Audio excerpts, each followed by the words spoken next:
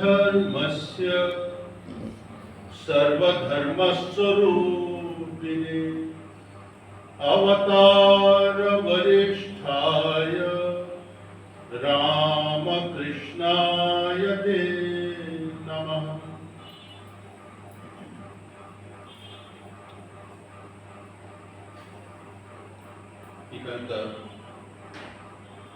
অধ্যক্ষ মহারাজ আর সম্মিলিত ভক্ত সমূহ, আমি প্রায় প্রথমবার এখানে আসি প্রায় 25 বছর আগে। সেটা জাস্ট হয়তো 15-20 মিনিটের জন্য এসেছিলাম। তবে 4 বছর আগে আবার আসার সুযোগ হয়েছিল, তখন জাস্ট অল্প দিনের জন্য এসেছিলাম। আজকে আবার আসা হলো, আজকে এখানে রাত্রে থাকা হলো, সেটা আমার খুব ভালো লাগছে। আপনারা এখানে ঠাকুরের সেবা বহুদিন ধরে করছে, বেশ অনেক বছর ধরে। তারপরে রামকৃষ্ণ মিশন ওটা 5 বছর আগে নিল, 4 বছর আগে আমরা নিয়েছি। কিন্তু এই যে আপনাকে ঠাকুর মা স্বামীজি এখানে যে এত বছর সেবা করেছেন, যে আশ্রমকে ধরে রেখেছেন, ওটাই অনেক আপনাদের একটা সৌভাগ্য। রানী রাসমণি যিনি জগৎ জননী একজন অষ্টসখী ছিলেন, তিনি নিজে শ্রী রামকৃষ্ণের সেবা করার সুযোগ পেয়েছিলেন প্রায় 5 বছর। 1861 তার শরীর চলে গেল। তারপরে তার মথুরানাথ বিশ্বাস তিনি দেখলেন প্রায় 14 বছর। রানী রাসমণি তার মায়ের আদেশ তিনি পেয়েছিলেন, তিনি ঠাকুরের জন্য একটা মন্দির করলেন, যেখানে তার সাধনস্থল হবে, তার খাওয়া ব্যবস্থা করলেন, তার থাকা ব্যবস্থা করলেন। তারপর যখন তার শরীর চলে যায়, তখন মথুরানাথ বিশ্বাস 14 বছর ঠাকুরের সেবা করলেন। কেন তিনি দেখেছিলেন যিনি কালী, যিনি স্বয়ং শিব, তিনি শ্রীরামকৃষ্ণ, তার দর্শন হয়েছিল। সেই জন্য তিনি ঠাকুরকে খুব সেবা করেছেন 14 বছর। ঠাকুরের যখন শরীরটা খারাপ হতো, তিনি নিজে তাকে ডক্টরের কাছে নিয়ে যেতেন। ঠাকুর তিনি তীর্থযাত্রায় যাবেন, তিনি তাকে নিয়ে গেলেন কাশী, বৃন্দাবন থেকে সব নিয়ে গেলেন। আর কোনো বড় পণ্ডিত, বড় সাধক কলকাতায় আসছে, ঠাকুরকে ওখানে নিয়ে গেলেন। এরকম তিনি সব সময় তাকে রক্ষা করতেন। যেমন ঠাকুর এখন পানিহাটিতে যাবেন, ওখানে খুব ভিড় হবে, সে মথুরবাবু ছদ্মবেশে ওখানে গেলেন যাতে কেউ ঠাকুরের গায়ে যাতে হাত না দেয়। মানে কতটা তিনি লক্ষ্য রাখতেন। তারপরে ওনার শরীর যাওয়ার পরে দেখা গেল এক একটা রসদার এলো, ঠাকুরের সেবা করার সুযোগ তারা পেল। সমচারণ মল্লিক, তারপরে বলরাম বোস ইত্যাদি অনেকেই। তারপরে ঠাকুরের যখন সে গলরোগ ধরা পড়ল, তিনি কাশীপুরে এলেন। সর্বত্যাগী সন্ন্যাসী পুরো প্রাণটা তারা অর্পণ করলো, ঠাকুরের সেবা করতে তারা দিনরাত। আর গৃহী ভক্তরা তারা আসতো, টাকা পয়সা দিত। এটা শুধু এখানে অদ্বৈত শুধু এখানে প্রচার হবে আর সেটা নিজের জীবনে আনতে হবে। যেরকম 1 বছর পরে যখন ক্যাপ্টেন সেগার মারা যায়, স্বামীজি তখন বিদেশে ছিলেন, তখন হঠাৎ করে তার একটা ইনটিউশন হলো, something has gone wrong in Mayawati, মায়াবতীতে কিছু গোলমাল হয়েছে। তখন তিনি সব প্রোগ্রাম ক্যান্সেল করে তিনি বম্বেতে চলে এসেছেন জাহাজে। ওখান থেকে এলেন তিনি বেলুমঠে, তখন শুনলেন ক্যাপ্টেন সেভের মারা গেছে। তিনি ভাবলেন এই ম্যাগজিন একটা আরম্ভ করিস না, ওখানে চেন্নাইতে ম্যাড্রাসে, সেটা এখন 2 বছর মধ্যে এটা বন্ধ হলো। এখন মায়াবতীতে আবার আরম্ভ করলাম ওটা। এখন ক্যাপ্টেন সেভিয়ার মারা গেছে, তারপরে মিসেস সেভিয়ার আছে, সেই ছেলেদের মধ্যে কি করে থাকবে? সে হয়তো পালিয়ে যাবে, যে ম্যাগজিন কি আবার বন্ধ হবে? তখন হার্শ উইন্টার, তখন ডিসেম্বর মাস, হিমালয়তে বরফ পড়ছে, বৃষ্টি হচ্ছে, খুব ঠান্ডা। সে অবস্থায় তিনি একটা টেলিগ্রাম পাঠালেন, আমি আসছি কাঠগোদাম, তোমরা আমাকে রিসিভ করবে, ওখান থেকে আমি হেঁটে হেঁটে যাও। তারপরে তিনি কাঠগোদাম চলে গেলেন, ওখান থেকে মায়াবতী পৌঁছলেন। তখন বরফ পড়ছে, বৃষ্টি পড়ছে, দিদাইতে কিছুটা ঘোড়া পিঠে গেলেন, কিছুটা হেঁটে গেলেন, প্রচন্ড ঠান্ডা ডিসেম্বর। মায়াবতী চলে গেলেন, কিন্তু মিসেস সেভের বলছে আপনি চিন্তা করবেন না, আমি আপনার আশ্রমটা চালাবো, দেখবো, আর আপনার ছেলেদেরকে আমি দেখাশোনা করবো, আপনি চিন্তা। তখন স্বামীজি নিশ্চিত হয়ে তিনি এটা আবার কলকাতা ফিরে গেলেন। যে দেখুন গুরুর প্রতি কতটা ভালোবাসা থাকতে হয়, কতটা তার সে আত্মসমর্পণ থাকতে হয়, শরণাগতি থাকতে হয়, তখন এরকম হতো। আর সেই মাদার সেভিয়ার আমাদের, আমরা দেখি ভারতবর্ষে 5000 বছরে যে আমাদের স্পিরিচুয়াল ট্র্যাডিশন দেখা যাচ্ছে, সেটা একমাত্র আশ্রম, প্রথম আশ্রম যেটা বিদেশিরা আরম্ভ করে। 5000 বছরে যেটা আমাদের এত ইতিহাস, তার মধ্যে দেখা যাচ্ছে যে অদ্বৈত আশ্রম মায়াবতী প্রথম মঠ যেটা বিদেশিরা স্টার্ট করে। তারপর দ্বিতীয় বৈশিষ্ট্য হলো শঙ্করাচার্য 4টা মঠ করলেন, 4টা কোণে ভারতবর্ষে, আর ওটাকে বলা হয় শঙ্করাচার্য মঠ, শঙ্কর মঠ বলা হয়, শঙ্করাচার্য মঠ বলা হয়, আর ওখানে দেবী উপাসনা হয়। কিন্তু স্বামীজি বলছেন যখন এটা আশ্রমটা করলেন, নিজের নামে করলেন না, নিজে গুরু নামে করলেন না। দেখছো আমাদের যত সব আশ্রম থাকে ওটা রামকৃষ্ণ মঠ থাকে না, যে রামকৃষ্ণ মিশন থাকে, কিন্তু এটা একমাত্র আশ্রম যেটা স্বামীজি নিজের নামে করলেন না, আর নিজে গুরু নামটা দিলেন না, দিলেন অদ্বৈত আশ্রম। And here Advaita alone will be practiced. আর কোনো সে পাঠ পূজা সেটা হবে না, রিচুয়ালিস্টিক ওয়ার্শিপ হবে। এটা হচ্ছে দ্বিতীয় বৈশিষ্ট্য। আর এই দেখুন ওখানে থেকে এত প্রচার হচ্ছে সব দেশ বিদেশে, এটা ধরুন স্বামী বিবেকানন্দের যেটা অথেন্টিক আর detail biography, life of Vivekananda by eastern and western disciples, সেটা এখান থেকে ছাপা হয়। মিসেস সেভিয়ার নিজের পকেট থেকে প্রায় 5000 টাকা একজনকে দিলেন, তুমি লিখো, এডিট করলেন, তারপর ওখান থেকে বাদ করা। এখন দেশে বিদেশে যেখানে আপনি স্বামী বিবেকানন্দের যদি কোনো ভাষা একটা বই পান, যে কোনো ভাষায়, আপনি ধরে নেবেন এই যে মায়াবতী থেকে যেটা বার করা হতো, এটা তার উপরে বেশ করে এটা লেখা হচ্ছে। তারপর এই যে গত 127 বছরে ঠাকুরের ছবি, স্বামীজির ছবি যত ভারতবর্ষে ঢুকলো, তারপর চেন্নাইতে গিয়ে তারপরে তারা কলকাতায় এলো। তারপরে কিছুদিন পরে তারপরে গরম পড়লো, স্বামীজি বললেন না এরা তো এখানে কলকাতায় গরমে না সিদ্ধ হয়ে যাবে, ওরা এখানে টিকতে পারবে, মরে যাবে। তারপরে তিনি আলমোড়া ওদিকে গেলেন। যখন আলমোড়াতে গেলেন, স্বামীজি একটা খুব খারাপ খবর শুনলেন, কেন 1896-এ তিনি আমেরিকা থেকে তার শিষ্যদের বলেছেন, আলা সিঙ্গার ইত্যাদি আরো কয়েকজন মাদ্রাজ ছিলেন যারা তাকে বিদেশে পাঠিয়েছিল, তাদেরকে তিনি উৎসাহ দিচ্ছেন, বলছেন তোমরা একটা ম্যাগাজিন স্টার্ট করো, তাহলে সেই ম্যাগাজিনের মাধ্যমে আমাদের ভারতবর্ষে বাণিজ্য সব জায়গায় প্রচার হবে, প্রসার।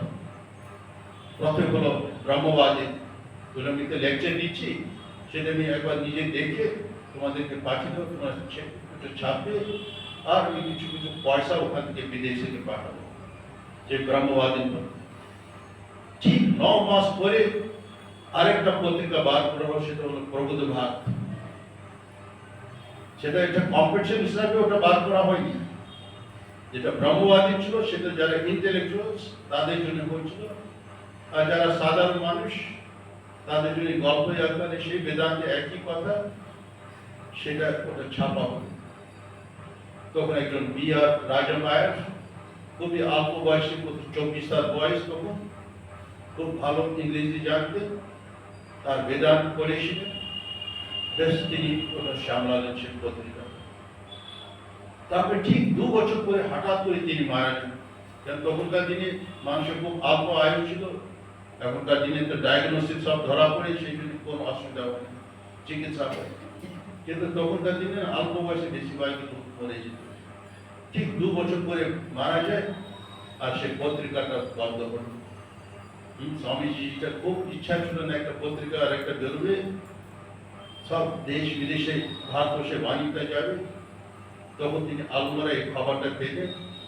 তখন ক্যাপ্টেন আর মিসেস সেভেনকে বললেন, তোমরা তো ভারতবর্ষের সেবা করতে চাইছো, এই একটা সুযোগ, যে পত্রিকা যেটা আমি 2 বছর আগে আরম্ভ করেছিলাম এটা বন্ধ হয়ে গেছে, তোমরা একটা আবার এই জায়গাটাকে তোমরা আবার এটা কন্টিনিউ করো। গুরুর আদেশ, তারা তাড়াতাড়ি শহরে গেল, কলকাতায় গেল, প্রিন্টিং প্রেসটা কিনলো। তখন খুব ভারী মেশিন থাকতো, কোনো রকম ঘোড়া করে তারা উপরে আলমোড়াতে নিয়ে এলো। ওখান থেকে আবার সে পত্রিকাটা আবার চালু হলো। তারপরে ওদের বলল না, স্বামীজি বলে একটা আশ্রম করতে হবে, আত্মহিত আশ্রম করতে হবে, কিন্তু ওটা নিয়ন্ত্রণ থাকবে। তখন ব্রিটিশ যারা ছিল ওখানে অনেকেই থাকতো ইত্যাদি, তারা মাঝে মাঝে ক্যাপ্টেন সেভেরের কাছে আসতো গল্প টল্প করতে। উনি ওটা পছন্দ করতেন না, এইটার বলে আমার সাধনাটা বিঘ্ন হবে। তিনি বললেন আমাদের আরো উপরে উঠতে হবে হিমালয়তে, ওখানে ঠিক ঠিক আশ্রম করো। যে করতে করতে করতে করতে তারা মায়াবতী দেখতে এলো, আর ওখানে আশ্রমটা স্টার্ট হলো। স্বামীজি বলেছিলেন যে আশ্রমটা হবে সেটা অন্তত 5,000 থেকে 6,000 7,000 মধ্যে যাতে থাকে, 6,000 থেকে 7,000 মধ্যে যেতে থাকে ওটা অল্টিটিউডে। তখন দেখা গেল যে আছে ওটা 5,700 ফুট অল্টিটিউডে উঠবে।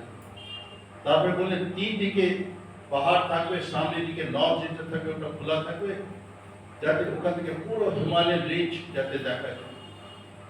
এখন যখন আপনারা যাবেন মায়াবতী অদ্বৈত আশ্রম, দেখবেন গঙ্গোত্রী, যমুনোত্রী, কেদারনাথ, বদ্রীনাথ, ত্রিশূল, নন্দাদেবী, নন্দকোট, মঞ্চুরি, তারপরে আর নেপাল রেঞ্জেস, সব কিছু ওটা দেখা যায় ওখান থেকে। তো দেখা হলে এটা সব মিলছে। তারপর ওখানে যথেষ্ট জল থাকবে, জল না থাকবে মানুষ টিকতে পারে না। পাহাড়ে যেটা বর্ষার সময়, যখন বর্ষা হয় চারিদিকে মনে হচ্ছে নদী বইছে, কিন্তু যখন বৃষ্টি বন্ধ হচ্ছে তাদের 1 ফোঁটা জল নেই কোথাও। সে অবস্থাতে মানুষ টিকতে পারবে। ওখানে দেখা যাচ্ছে আমাদের কয়েকটা পেরিনিয়াল সোর্স, মানে 365 দিন ওদের জলটা থাকবে, সেই জলটা। আর স্বামীজি বলে I want the whole hill, আমার পুরো পাহাড়টা দরকার। স্বামীজি অল্প জায়গায়, যেটা আপনি এটা করেছেন এখানে অল্প জায়গার মধ্যে আসেন, স্বামীজি এটা পছন্দ করতেন। I want the whole hill, আমার পুরো পাহাড়টা দরকার। কারণ স্বামীজি জানতেন পরবর্তীকালে অনেক লোক আসবে, সেই জন্য তাদের ডিসাইপলদের ছবি এত বছর এই অদ্বৈত আশ্রম মায়াবতী না আমরা একটা যত্ন করে রেখেছিলাম। এখন দেখবেন সব জায়গায় আপনার পাবেন, এখানে সব জায়গায় আপনার পাবেন। এত বছর আমরা ওটা যত্ন করে রেখেছিলাম না, যে হারিয়ে যেতে। এখানে একটা বই যদি 4 বছর রাখা হয় ওটা লাভ হয়ে যায়, নষ্ট হয়ে যায়, ব্রিটল হয়ে যায়। কিন্তু ওখানে দেখবেন 100 বছরে ওটা হবে না, কারণ ঠান্ডা, ওখানে সব কিছু ঠিক থাকে। এরকম দেখা যাচ্ছে ঠাকুর স্বামীজি নিজের লোক কোথায় কোথায় থেকে তারা নিয়ে আসে, তারা কাজ করে। তারপরে মিসেস সেভিয়ার হচ্ছেন একমাত্র লোক যার জন্য 2টো আশ্রম আমাদের হলো স্বামীজির জন্য। একটা হচ্ছে অদ্বৈত আশ্রম মায়াবতী, তারপরে ওখান থেকে নিচে যেখানে আরেকটা আশ্রম শ্যামলতা স্বামী বিরজানন্দজি মহারাজ, তিনি স্বামীজির লাইফ সেটা এডিট করে বার করে তারপরে কমপ্লিট কোর্স তিনি 5টা ভলিউম ধরলেন। যা কিছু স্বামীজির মুখ থেকে যা কিছু পড়েছিল, যা কিছু তিনি চিঠি লিখেছিলেন, যত সব তিনি কথোপকথন করেছিলেন, সব কিছু সংগ্রহ করে তখন প্রায় 5টা ভলিউমের জন্য সব মেটেরিয়াল তখন পাওয়া গেছিল। তখন তিনি রাত দিন পরিশ্রম করে খুব টায়ার্ড হয়ে বললেন এখন তপস্যা করতে যাবো। মাদার সেভিয়ারকে বললেন বাস আমি এখান থেকে রিজাইন করছি, আমি কোথাও পাহাড়ে জঙ্গলে যাবো তপস্যা। বলছে না না আমি তোমাকে ইমিডিয়েট যেতে দেবো না, তুমি আমাকে দেখাও কোথায় তুমি যাও। তারপরে বললেন শ্যামরাতালের কাছে একটা গ্রাম, বললেন আমি যাবো। ওনার পছন্দ হয়, বলছে না না এখানে থাকা যাবে, এখানে জল নেই, কোথায় তুমি থাকবে, কিভাবে থাকবে। তখন যেখানে এখন বর্তমানে যে শ্যামরাতাল আছে ওখানে 35 একর জমি তিনি কিনে দিলেন ওনার জন্য, যাতে উনি তপস্যা করেন। আর একটা বাড়ি কিনা হলো, আরো কিছু করেন, তার জন্য পয়সা দিলেন কিছুটা। তো যেহেতু স্বামী বিরজানন্দজি একটা টেন্টের মধ্যে থাকতেন, ওখানে পাইতেন, ওখানে সে পয়সা যা দিয়েছে সেটা চুরি হয়ে গেল, যে চোর এসে এটা নিয়ে গেল। তখন মাদার সেভিয়ার তখন জানতে পেরে তিনি আরো টাকা দিলেন, আরো কিনা হলো। মানে একটা মহিলার জন্য আমাদের রামকৃষ্ণ মঠে 2টো সেন্টার, আর সময় বেশি নেই, যে কয়েকটি কথা বলে আমি আমার বক্তব্য শেষ করছি। আর দেখবেন আমরা তো নিয়েছি যে যে আশ্রমটা, কিন্তু আপনারা কেটে পড়বেন না, আপনারা আমাদের ঠাকুর মা স্বামীকে ধরে রাখবেন, সেবা করবেন, ওটাই আপনাদের সাধনা, ওটাই আপনাদের জব, ওটাই সব কিছু। ওম শান্তি শান্তি শান্তি, হরি ওম। এখনো প্রায় 40 কিলোমিটার মধ্যে কোনো মানুষ নেই, এরকম জায়গা একটা আশ্রম করা হবে। মানে নিয়ারেস্ট রেলওয়ে স্টেশন থেকে ওখানে যেতে গেলে 4 দিন লাগতো হেঁটে, এত দুর্গম ছিল তখনকার দিন। আর তারা হলো ক্যাপ্টেন এন্ড মিসেস সেভিয়ার, যারা লন্ডনে থাকতো তখনকার দিনে ওখানে মেট্রো ছিল। আমাদের এখানে জাস্ট এখন ভারতে যখন কোথাও কোথাও এখন মেট্রো হচ্ছে।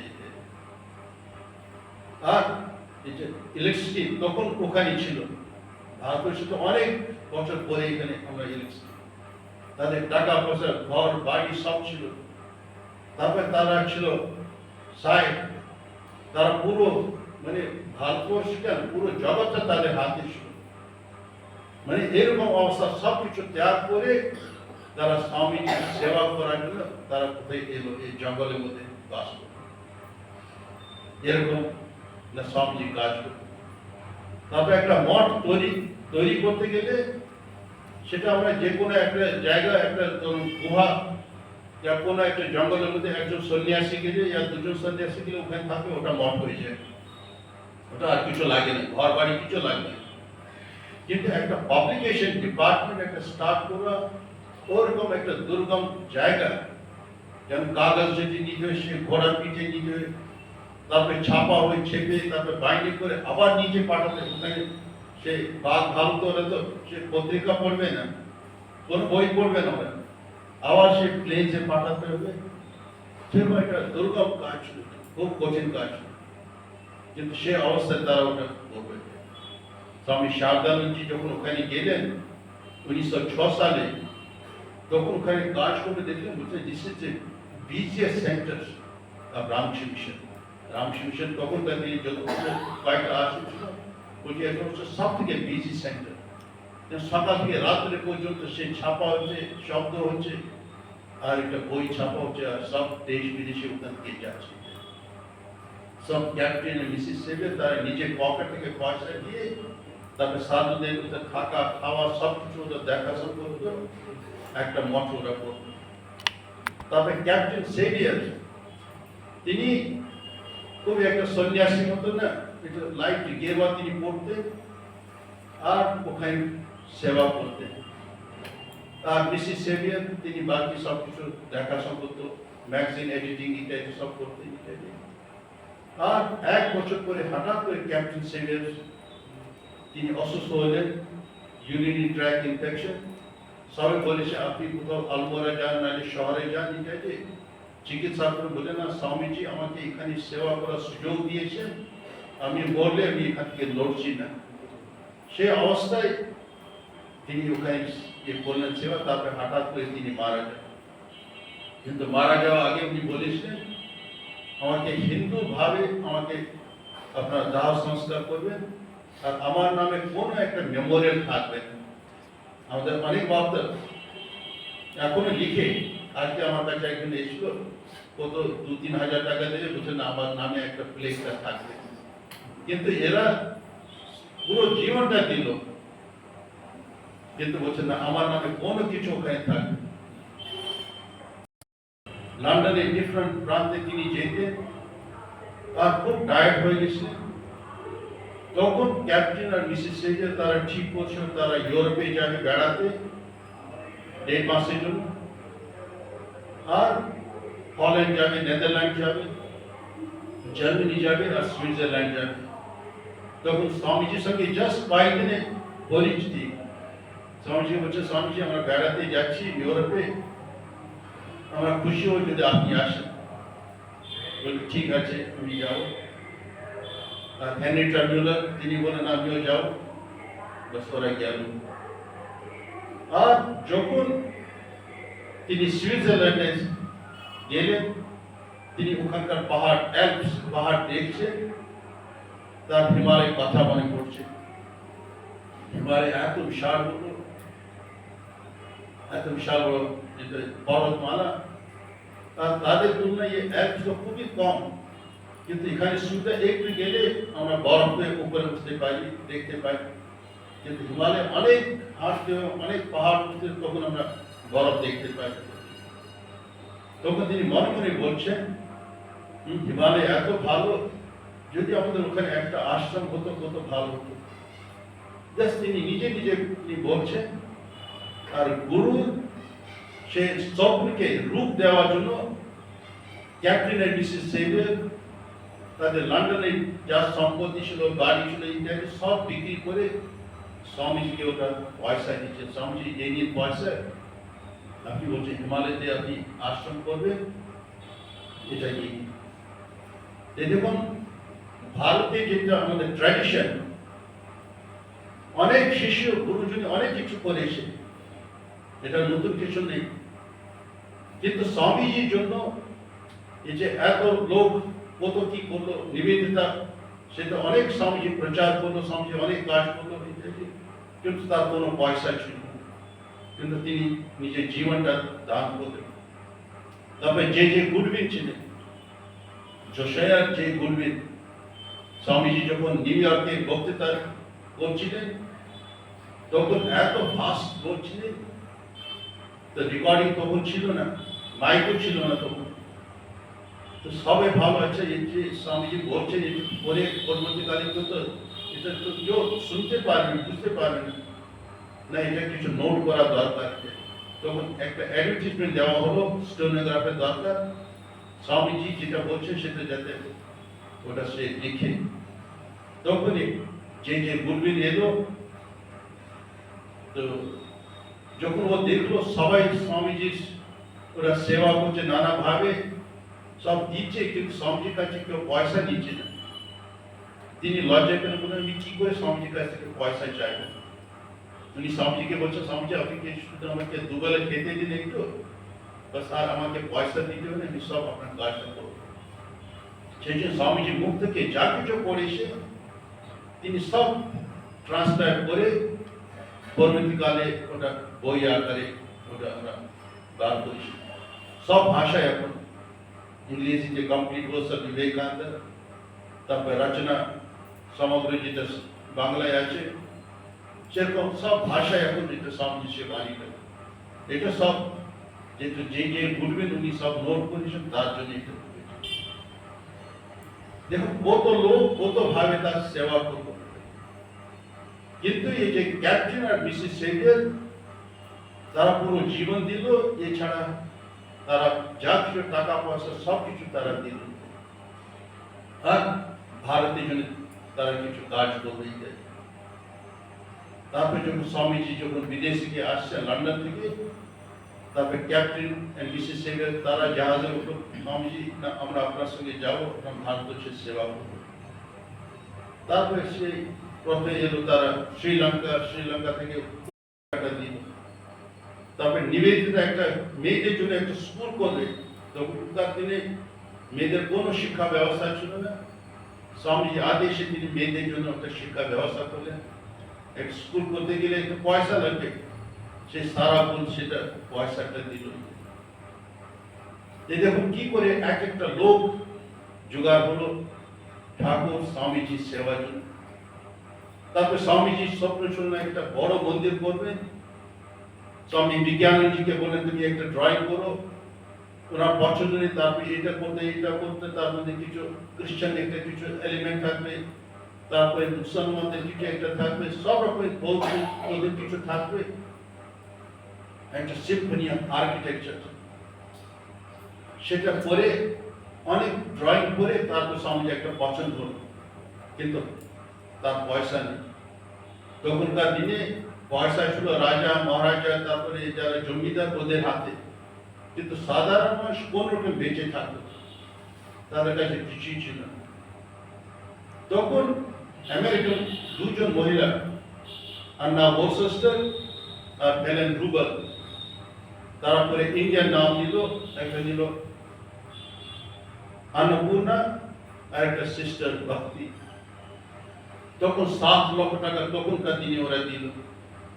তাতে আপনারা এই যে দেখছেন ঠাকুরের বিশাল বড় মন্দির, তাদের পয়সাতে ওটা বড় হয়ে থাকে। সেখানে ঠাকুর স্বামীজি নিজে কাজ করার জন্য ওরা নিজে লোক নিয়ে আসে আর তাদের কাজটা করিয়ে নেয়। তারপর স্বামী বিবেকানন্দ যখন লন্ডনে দ্বিতীয়বার গেলেন 1896-এ, তখন তিনি বক্তৃতা করছেন, বেদান্তের চরম তত্ত্বের ব্যাপারে তিনি বলছেন। তখন ক্যাপ্টেন আর মিসেস সেভিয়ার তারা স্বামীজির বক্তৃতা শুনছেন, তাদের খুব ভালো লাগছে।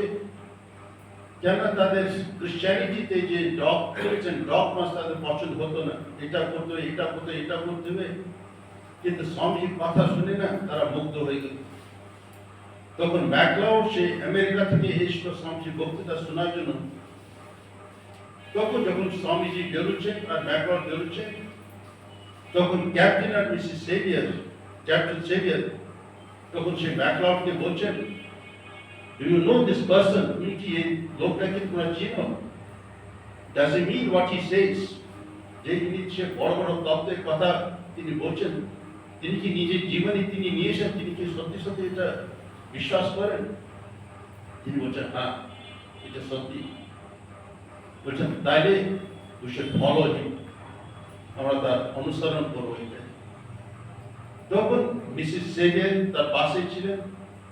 ক্যাপ্টেন সেভিয়ার তার স্ত্রীর দিকে তাকাচ্ছেন, বলছেন যদি তুমি আমাকে অনুমতি দাও তাহলে আমি এটা স্বামীজির শিষ্য হব। বলছে হ্যাঁ নিশ্চয়ই, আমি খুব খুশি হব। তারপরে মিসেস সেভিয়ার তার স্বামী দিকে তাকাচ্ছেন, বলছেন যদি তুমি আমাকে অনুমতি দাও তাহলে আমিও ওনার শিষ্য হব। বলছে সেটা তোমার উপরে। তো দুজনে তখন স্বামীজি তারা শিষ্য দিল, কিন্তু তারা মন্ত্র নিল কিনা সেটা জানা নেই। কিন্তু প্রথম দিন থেকে যেদিন স্বামীজি তার আলাপ হলো মাদার সেভিয়ারের সঙ্গে, তিনি তাকে মা করে ডাকলেন। স্বামীজি 3টা মা ছিল বিদেশে, একটা ছিল মিসেস সেভিয়ার, তাকে মা করে ডাকতেন, সারা বোনকে মা করে ডাকতেন, আর মিসেস হেড তাকে মা করে ডাকতেন। এই 3জন তার বিদেশি মা ছিল। এখন স্বামীজি যখন বক্তৃতা করছিলেন, যে প্রায় কি যাতে না একবার রামচন্দ্র দত্ত আরো কয়েকজন বক্তারা যারা পয়সা দিত, তাদের সন্দেহ হলো যারা সর্বত্যাগী সন্ন্যাসী ওরা অপচয় করছে, পয়সা ঠিক ঠিক হিসাব রাখছে না, তারা একটু বলে ফেলল। তারপরে নরেন ইত্যাদি যারা ছিল ওরা ঠিক করলো না, আমরা কোন রক্তের পয়সা আমরা নেব না। আর যখন আমাদের গিরিশচন্দ্র ঘোষ যখন তিনি জানতে পারলেন, তিনি খুব কষ্ট পেলেন। তিনি বলছেন, যদি দরকার হয় আমি বাড়ির একটা ইট বিক্রি করবো আর ঠাকুরের সেবা করবো। তার সেটা করা দরকার পড়েনি। তারপরে যারা গৃহভক্ত ছিল তারা ক্ষমা টমা চাইল, তখন আবার ঠিক হল। কিন্তু তারা প্রাণপণ চেষ্টা করে সেই ঠাকুরের সেবা করতে। মাসে মাসে তিনিও ঠাকুরের হয়তো জুতো দরকার, কোন একটা জামা দরকার, একটা গামছা দরকার, টুকটাক উনি সবসময় কিছু ব্যবস্থা করতেন। বলরাম বোসের বাড়ি প্রায় 100 বার স্বামীজি এটা ঠাকুর গিয়েছেন। সেরকম সবাই ঠাকুরের সেবা করত। সেরকম স্বামী বিবেকানন্দ যেদিন তিনি আমেরিকায় জমিতে পা দিলেন, তারপর থেকে দেখা গেছে আশ্চর্যভাবে কি করে সবাই এক একজন করে এসে স্বামীজির সেবা তারা করতে লাগলো। হে পরিবার আর তাদের মেয়েরা, তারা স্বামীজিকে খুব সেবা করেছে। যেন অনেক দিন তাদের বাড়িতে স্বামীজি ছিলেন।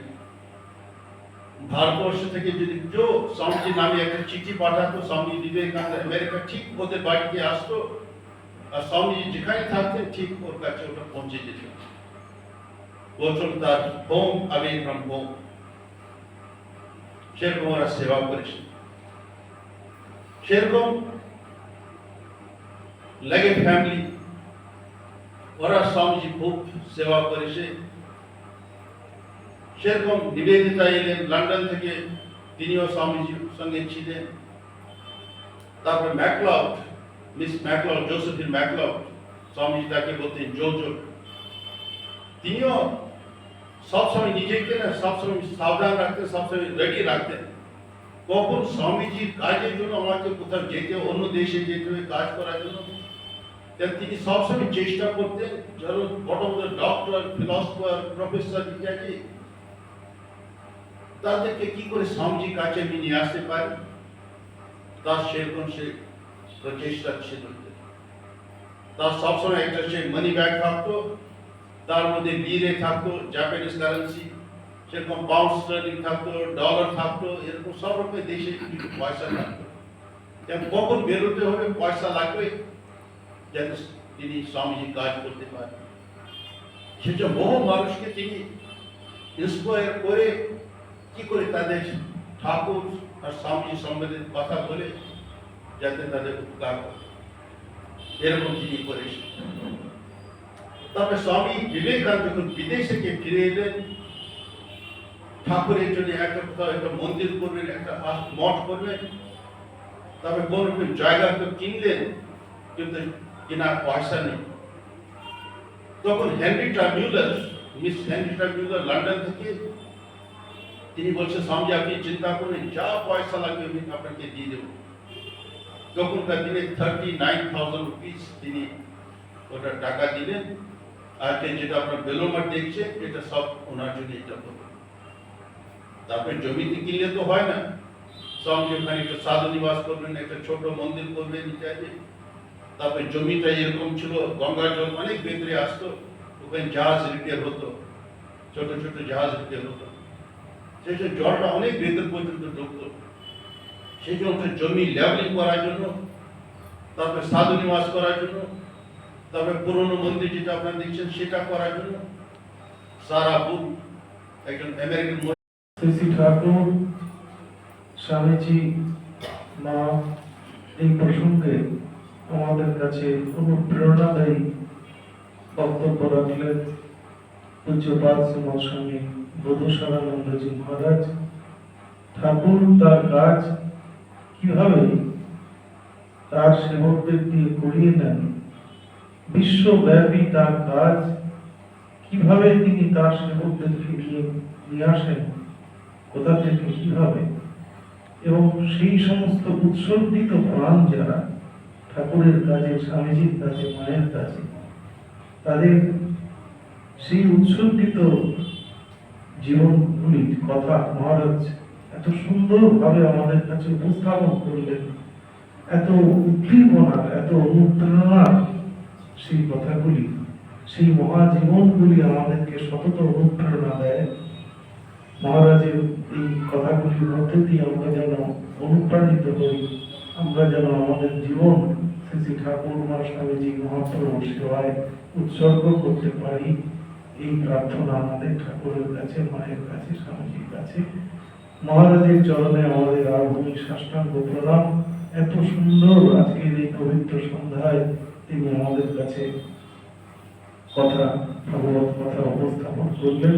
রামকৃষ্ণ মিশন নবদ্বীপের পক্ষ থেকে পূজ্যপাদ শ্রীমৎ স্বামী বোধশানন্দজি মহারাজের চরণে আমাদের আরভূমি সাষ্টাঙ্গ প্রণাম, অসংখ্য কৃতজ্ঞতা জ্ঞাপন করছি।